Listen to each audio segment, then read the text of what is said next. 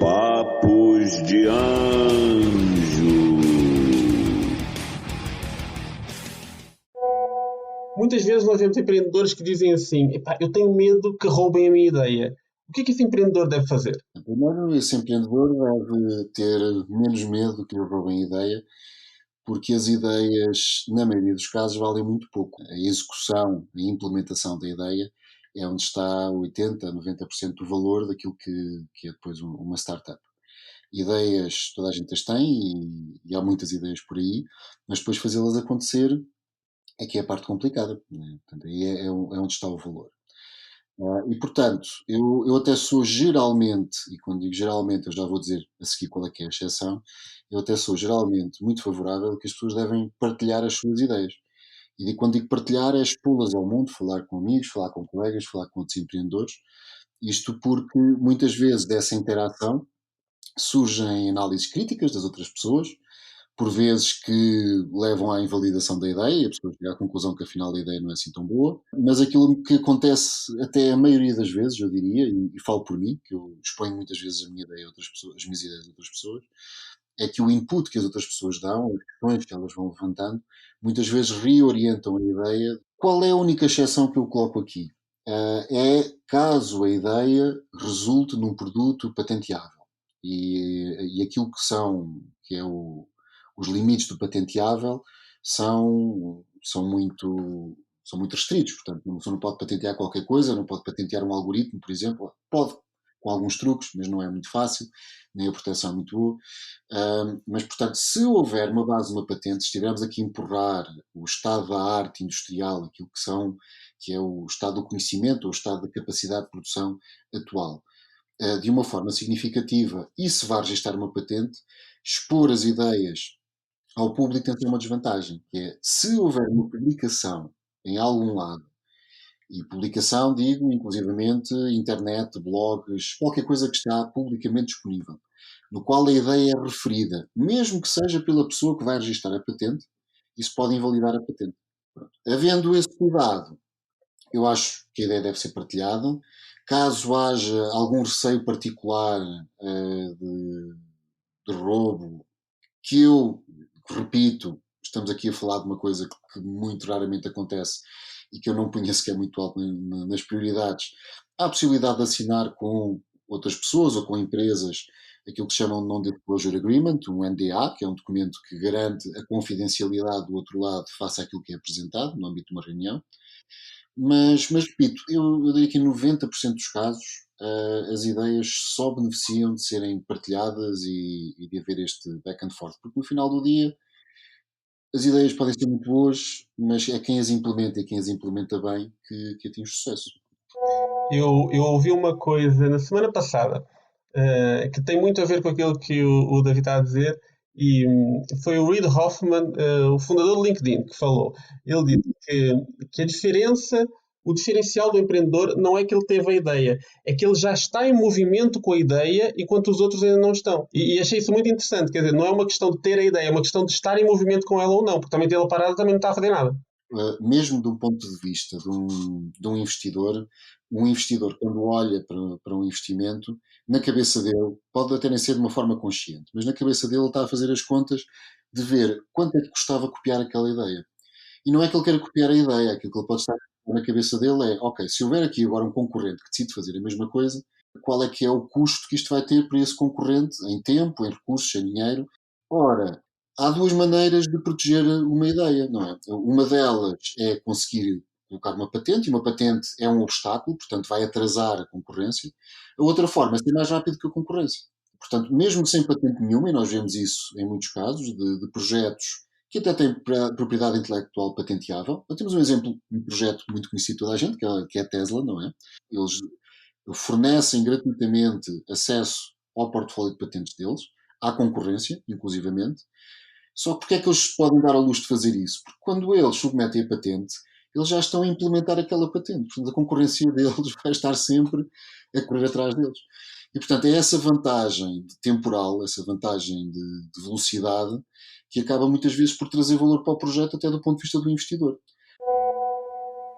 E já agora, falaste em investidores, então vamos já fazer aqui a ponte para outro assunto. É assim, eu quando falo com empreendedores, nem vou chamar empreendedores ainda, pré-empreendedores, aquelas pessoas que têm uma ideia. O que eles dizem normalmente é o quê? Epá, eu avançaria, pá, mas não tenho dinheiro. Não tenho dinheiro, o problema é o dinheiro. Se eu tivesse dinheiro, avançava. A pergunta de ouro, como é que se atrai investidores? Primeiro, e eu aqui vou arriscar-me a ser se calhar um bocadinho injusto para alguns projetos, ou para algumas pessoas, mas eu tenho sempre muitas reservas quando alguém me diz que não tem dinheiro para iniciar um negócio, um projeto. Porque hoje em dia, com a exceção de algumas questões muito específicas que exigem investigação industrial ou uma investigação que exige um laboratório muito complexo, na esmagadora maioria dos casos é possível criar uma versão muito simples do produto, seja ele um produto digital ou um produto físico, usando materiais que estão disponíveis. Portanto, montar pelo menos um pequeno protótipo, uma coisa que demonstra aquilo que se pretende fazer, é barato. Aquilo que geralmente é mais caro, que são pessoas e conhecimento, é possível hoje em dia, e cada vez mais há abertura para isso, de as pessoas trabalharem contra a equity, não é? Ter alguém a trabalhar gratuitamente com a promessa de ser sócio, caso o projeto continue, de ficar com uma participação na empresa.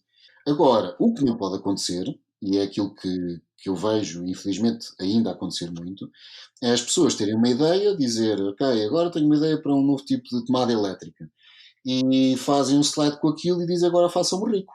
Então tem que fazer um pequeno plano de negócio, não tem que ser uma coisa extremamente detalhada, mas tem que ser um plano de negócio sensato, que mostre que não só aquela pessoa tem capacidade para compreender a dinâmica associada àquele produto, como que a pessoa tem motivação e capacidade suficiente para o levar para a frente, porque o investidor não é o investidor que vai lá para a frente, o investidor quer lá meter dinheiro e quer lá buscar dinheiro daqui a algum tempo.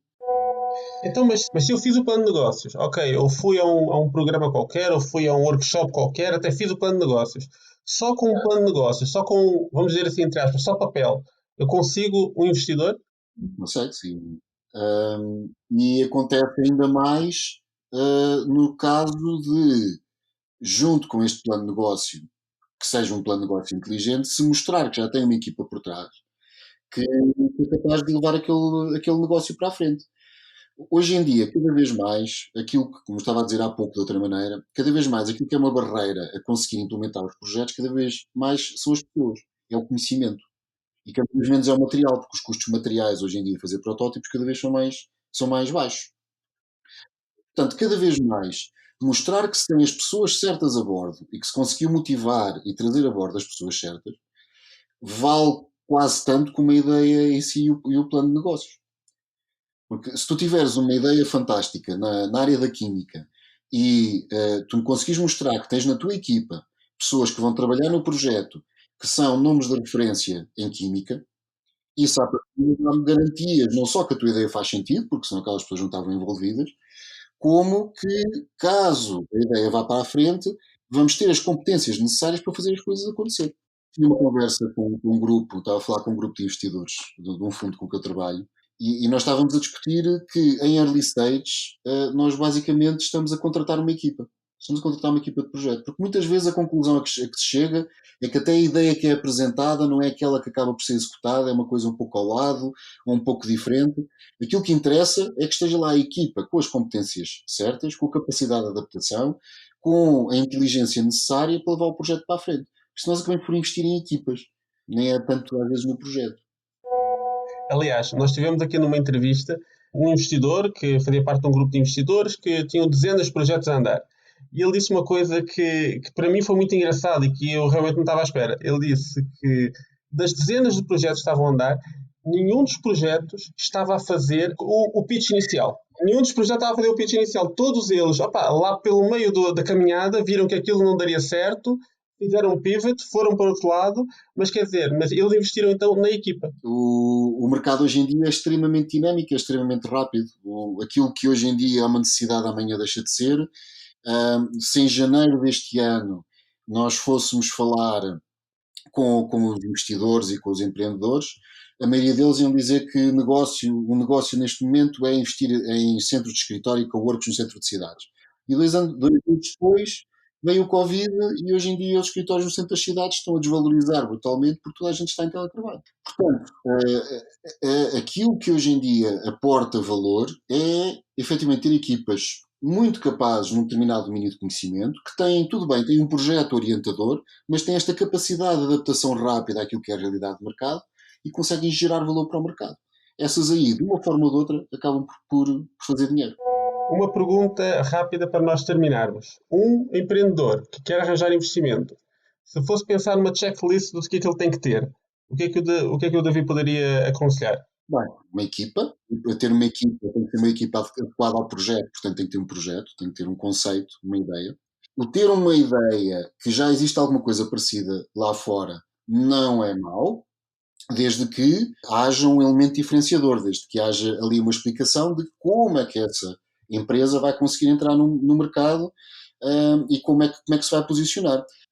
Se tu criares uma empresa que copia exatamente uma empresa que já existe no mercado, desde que ela, repito, já não seja monopolista, não tenha um grande lead no mercado, copiar essa empresa para ti representa sempre uma coisa, que é, eles tiveram que errar uma carrada de coisas para chegar à versão final do produto deles. Tu copiando não tiveste de passar por essas fases. Portanto, ter alguém no mercado que já faz alguma coisa semelhante, muitas vezes ajuda. E aqui, ter uma análise realista é 90% da aquisição de investimento. E depois, ter em mente qual é que é o dinheiro que se precisa, e esse dinheiro que se precisa não é o dinheiro para levar o produto ao mercado, é o dinheiro para dar o próximo passo. Porque o investimento, hoje em dia, é altamente faseado.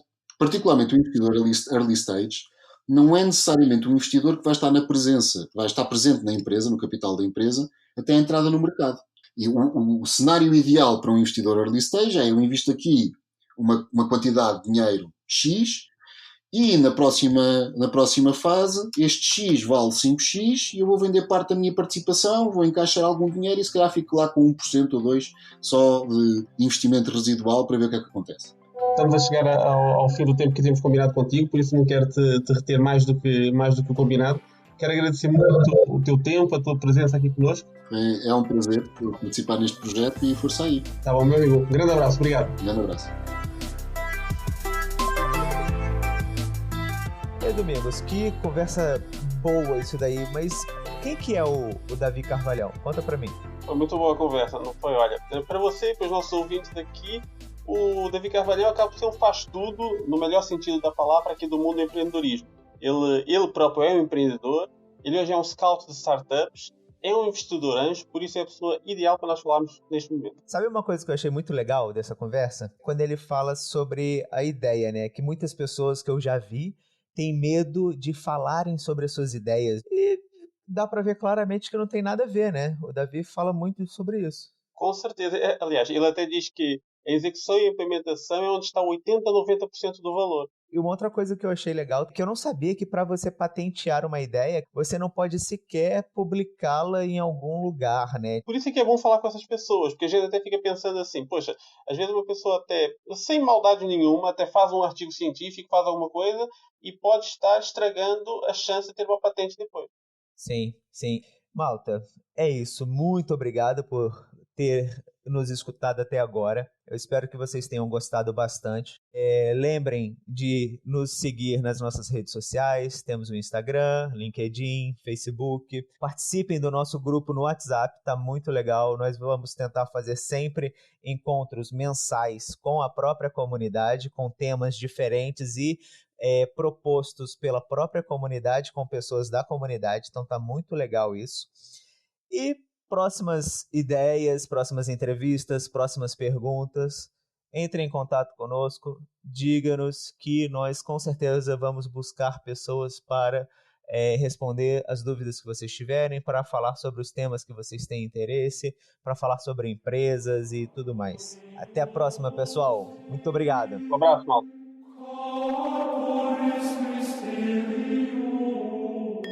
Papos de Anjo.